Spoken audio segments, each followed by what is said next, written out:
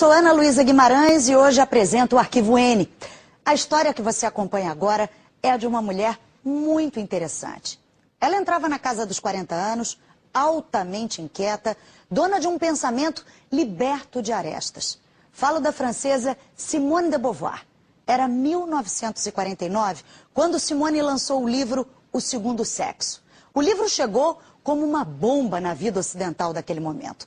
Ela simplesmente dizia que a mulher deveria poder escolher seu destino, não importando qual fosse ele. Foi um Deus nos acuda que teve repercussões enormes. É nesse livro que La Beauvoir diz: ninguém nasce mulher, torna-se mulher.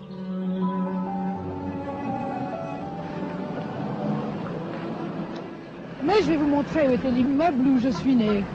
Ça donnait sur le boulevard Raspail. Alors vous voyez, c'est là exactement, là où il y a le balcon au second étage, c'est là la chambre où je suis née. C'est là.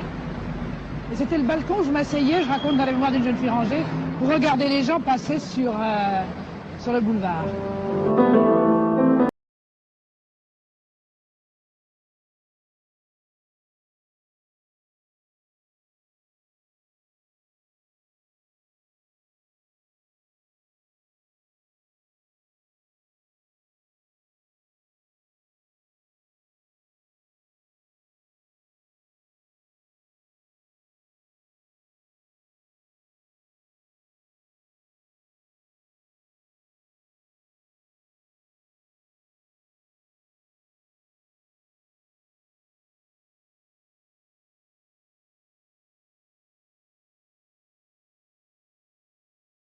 Mais je voyais tous les couples que je connaissais, je voyais que le rôle important, positif joué par les hommes, et que la femme était vraiment dans leur ombre. Et puis j'ai commencé alors à lire beaucoup de choses que les hommes avaient écrites sur les femmes, et j'ai vu qu'elle était toujours traitée d'être relative, d'être secondaire, etc., etc. Alors ça m'a intéressé de voir qu'est-ce que c'était que la femme dans les mythes des hommes, et puis j'ai pensé qu'il fallait passer des mythes aux raisons qu'il y avait sous ces mythes. Et étudier alors c'est pour ça que l'ouvrage a pris de l'ampleur, la physiologie de la femme, et puis son histoire, et puis de là je suis passée alors ensuite à des situations concrètes. Ei, esse é meu. Calma, criançada. A mamãe fez pudins cabeça branca para todos vocês. O grande recado, eu acho que é esse: biologia não é destino. Há uma você é assim porque você é educada para ser assim. Então você pode ser educada para ser de outro jeito. Então você pode escolher o jeito como você vai viver a sua feminilidade. Não há um jeito único e não há um jeito certo, nem um jeito errado.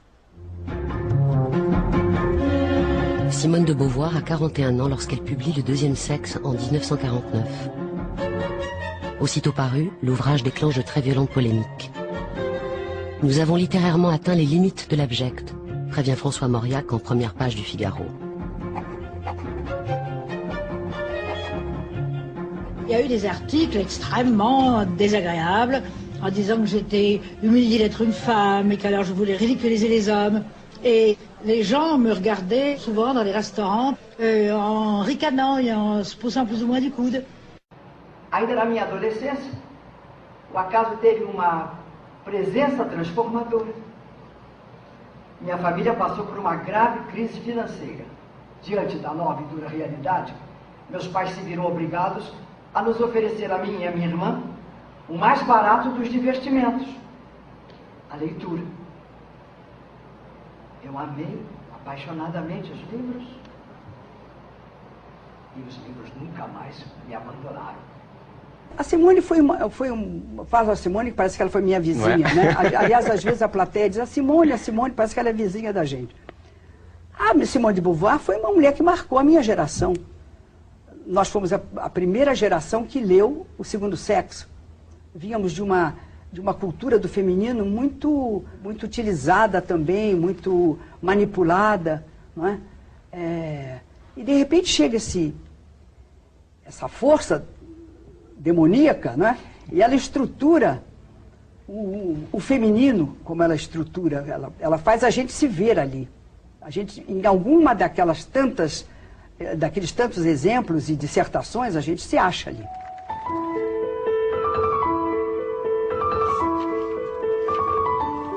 Chère Simone de Beauvoir, je lis Le Deuxième Sexe, crayon en main, que de phrases largement soulignées, comme si à ma place vous aviez traduit ma pensée.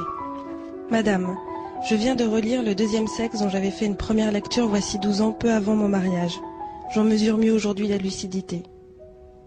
Essa sensibilização, principalmente do sentimento que existe nela e que há um pressuposto de que essa mulher era fria, era dogmática, pode ter sido fria por sobrevivência, pode ter sido dogmática por autoafirmação, mas ela é absolutamente humana. Ela tem zonas de uma compaixão do humano, de uma compreensão do humano. Uma mulher que sofreu, que teve seus excessos, mas que pagou muito por isso. Então, há uma certa empolgação minha pelo lado pelo qual muitas pessoas não querem vê-la, que é da humanidade dela e do sentido de uma liberdade, de uma visão de liberdade que assusta. Nous avons une conversation qui m'a énormément frappée au Dôme. Vous m'avez dit, mais enfin, mettez plus de vous dans ce que vous écrivez. Vous êtes beaucoup plus intéressante que toutes ces José, ces je ne sais plus comment j'avais appelé mes héroïnes. Mettez-vous dedans. Et ça m'a énormément saisie et même beaucoup intimidée. Parce que j'ai pensé que si alors on se donnait à la littérature de cette manière profondément engagée, ça devenait quelque chose de très très grave, de grave comme l'amour, la vie, la mort, etc. Et j'ai encore beaucoup hésité avant de le faire. Mais tout de même, je commençais à penser à un roman plus proche de moi que tout ce que j'avais écrit jusque-là. Tem pessoas que estão a par da literatura dela e da posição dela de pensadora. Tem perguntas sobre a coragem de se dizer liberta e ao mesmo tempo tão dependente de um homem que se chama Sartre.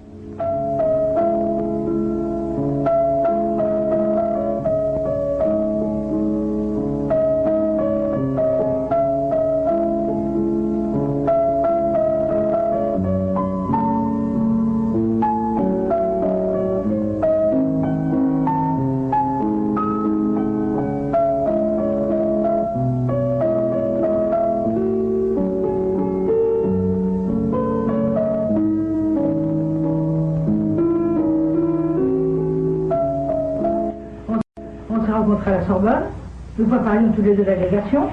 Il avait été par bonheur pour moi recalé l'année précédente, parce que ça je ne l'aurais pas connu. Et cette année-là, il venait au même cours que moi.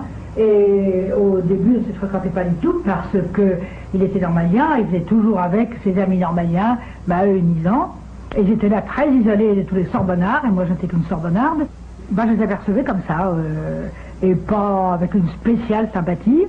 Et il s'est trouvé que son ami Maheu venait travailler à la Bibliothèque nationale. Et que là, il s'est pris de sympathie pour moi et que nous causions, nous allions déjeuner ensemble.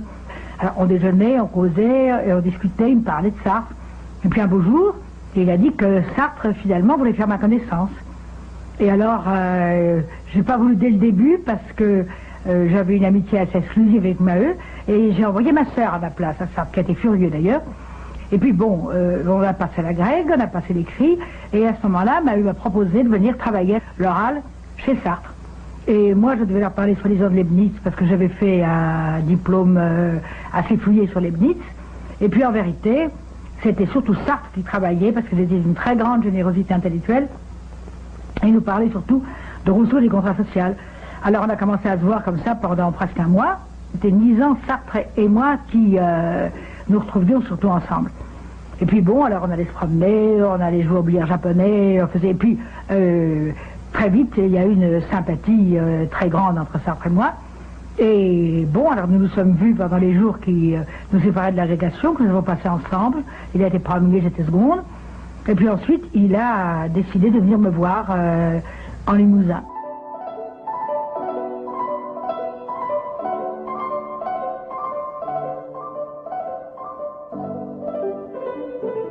Sartre estava discutindo no existencialismo isso. A humanidade tem uma essência.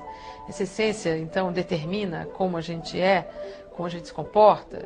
E quando ela escreve a famosíssima frase, ninguém nasce mulher, torna-se mulher, ela está também claramente se alinhando ao existencialismo do Sartre, porque ela está dizendo que você tem o direito de exercer uma liberdade. E essa liberdade era uma liberdade que estava no pensamento do Sartre. Ela vai tentar mapear, né, todos os lugares onde poderia existir uma relação de submissão, inclusive a sexual, né?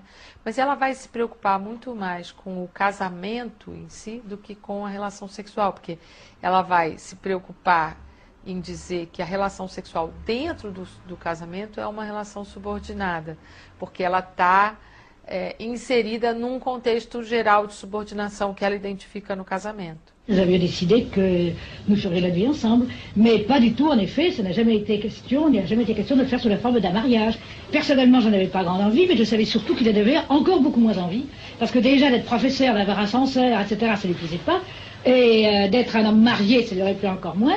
Et comme il n'était pas question d'avoir des enfants, parce que pour moi ça ne se posait pas, non pas que ça ne soit pas posé, peut-être quand j'avais 18 ou 19 ans, quand j'envisageais un mariage bourgeois, j'avais pas de répugnance a priori à avoir des enfants, mais dans le genre de vie que je comptais mener, où il fallait que je gagne ma vie d'une part, et je voulais écrire d'autre part, et il n'y avait pas de place pour des enfants. Ela vai tentar trabalhar com a ideia de que a maternidade é uma escolha, não é uma obrigação, né? De que não é necessariamente a única maneira de uma mulher se realizar. A roupa fica branquinha, cheirosa, limpinha. E a grande saída que ela vai dar, e que acaba ficando superada depois, é que ela prega durante, enfim, no livro e durante uma boa parte da vida, ela prega a ideia de que deveria haver uma grande união de todas as mulheres do mundo, no sentido de reivindicar uma transformação da sua condição feminina. Porque quando ela vai falar do segundo sexo, ela vai falar que essa mulher que é secundária é assim no mundo inteiro, né? E que, portanto, deveria haver uma transformação da condição da mulher no mundo todo. Pouvez-vous me dire, qu'est-ce que vous entendez, vous, par le style? Comment vous travaillez pour donner un style à vos œuvres? C'est-à-dire que c'est très différent selon les genres, comme vous venez de le dire.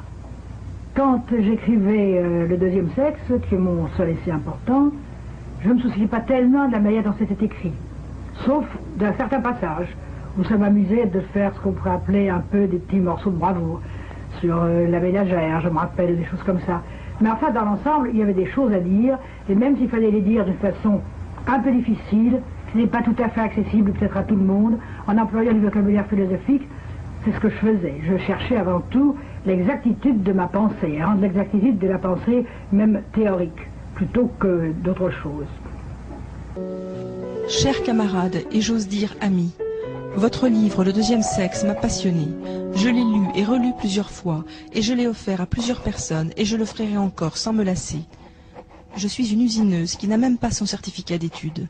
Vous avez fait du bon travail, et je me permets de vous embrasser. Certainement, c'est un livre que j'ai écrit d'une part parce qu'il m'a semblé que les femmes d'aujourd'hui avaient beaucoup de mal pratiquement et moralement à vivre et qu'elles étaient dans un état de déséquilibre, et d'autre part parce que j'ai été assez irritée, comme beaucoup de femmes, par le nombre de grandes sottises qui se débitent à propos de nous et à propos de notre situation. Les difficultés de la vie moderne ont incité de plus en plus le sexe faible à se mêler aux activités du sexe fort.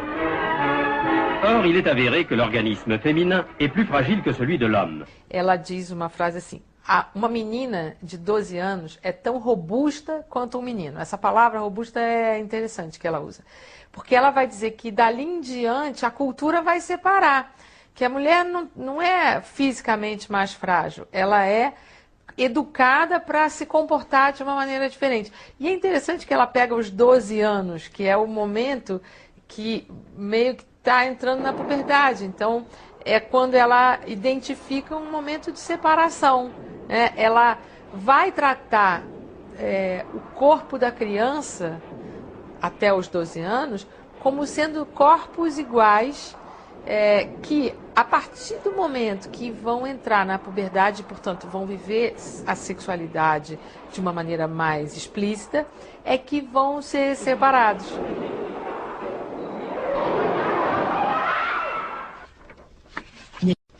Il y a des conditions biologiques, sexuelles, qui différencient l'homme de la femme. Personne ne va dire le contraire.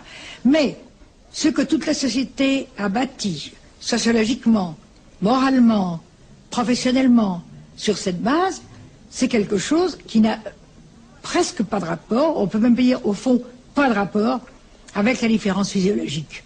Et c'est pour ça que je voulais dire, être femme, c'est pas simplement être sexuée d'une certaine façon, c'est être classé d'une certaine manière dans la société. Pour ce faire, la société fabrique, à partir de la toute petite fille, elle fabrique des femmes. Les jouets ne sont pas les mêmes, les lectures ne sont pas les mêmes, et plus tard, hélas, la formation professionnelle n'est pas la même, et on fabrique la femme de manière à ce qu'elle soit dévouée, servante de l'homme, servante de ses enfants. On la fabrique pour la maternité, pour le ménage, pour la vie d'intérieur, etc. Jogue água, passe sabão, esfregue, esfregue. Depois enxague, enxague, enxague. Depois passe o rodo, passe um pano. Esfregue para enxugar. Esfregue. Não acha que já é tempo de simplificar esse trabalho?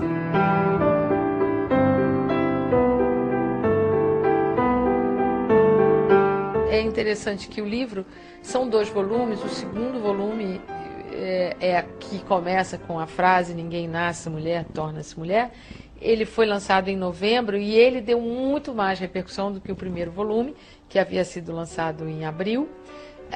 Ele começa a ser lido nos círculos filosóficos e acadêmicos franceses, mas também vai saindo, né, da França. A primeira tradução dele é dos anos 60 no Brasil, então ele chega relativamente rápido para aquele momento, né? E ele vai sendo lido como um estudo, ou como um pensamento, ou como uma reflexão. Ele vai dar muito mais repercussões a partir de maio de 68, quando então, com todos os acontecimentos da França, com todos os acontecimentos do mundo, na verdade, a partir daí a Simone vai também se engajar em movimentos feministas. Então, do livro e da reflexão teórica que ela produz a partir dessa obra de 49, e ela continua escrevendo e continua produzindo, né? O livro tem, então, primeiro, uma repercussão no campo mais acadêmico, tanto francês quanto para fora da França, e depois, a partir dos anos 70, ele vai ter uma repercussão nisso que se convencionou chamar de segunda onda do movimento feminista. C'est-à-dire que le deuxième sexe était un acte de féminisme, en un certain sens. Ceci dit, il n'y avait pas de féminisme militant à mon époque. C'est pourquoi le livre a été un livre qui était plutôt un livre de théorie qu'un livre vraiment militant. Et plus tard, il a servi à des militantes.